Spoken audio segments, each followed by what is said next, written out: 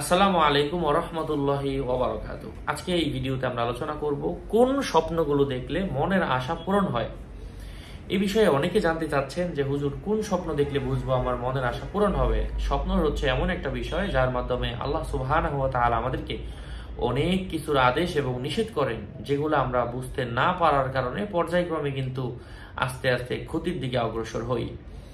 যে স্বপ্নগুলো দেখলে মনের আশা পূরণ হবে, তন্মধ্যে প্রথম স্বপ্ন হচ্ছে যদি কেউ সাদা কাগজ দেখে, তো ধরে নেবেন আল্লাহ সুবহানাহু ওয়া তাআলা তার মনের আশা পূরণ করে দিবেন।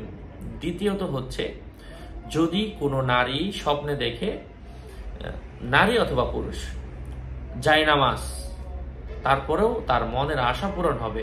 নামাজ পড়তে দেখলে তার মনের আশা পূরণ হবে, নারী হোক আর পুরুষ হোক, বয়স্ক হোক, বৃদ্ধ হোক, ছোট হোক, বড় হোক। কাবা শরীফ যদি কেউ দেখে, মসজিদ দেখে, মাদ্রাসা থেকে, কোরআন শরীফ দেখে, কোরআন পড়তে দেখে, নামাজ পড়তে দেখে, এগুলা মনের আশা পূরণ হওয়ার আলামত।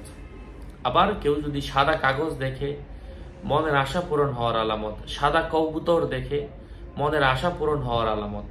সাদা কাপড় যদি দেখে, এটা আবার মৃত্যু অথবা অসুস্থ হওয়ার আলামত। সব সাদাই ভালো না, কিছু সাদা বিপজ্জনক। আবার কখনো কখনো কেউ যদি সাদা কাপড় পরিহিত অবস্থায় তার নিজেকে কোনো মেহমানদারি, মানে মানুষের কাছে সে সম্মানিত হচ্ছে, মানুষ তাকে সম্মান করছে, এটাও তার মনের আশা পূরণ হওয়ার আলামত বহন করে থাকে। এই জাতীয় আরো অনেক স্বপ্ন আছে যেগুলো দেখলে সাধারণত মনের আশা পূরণ হয়।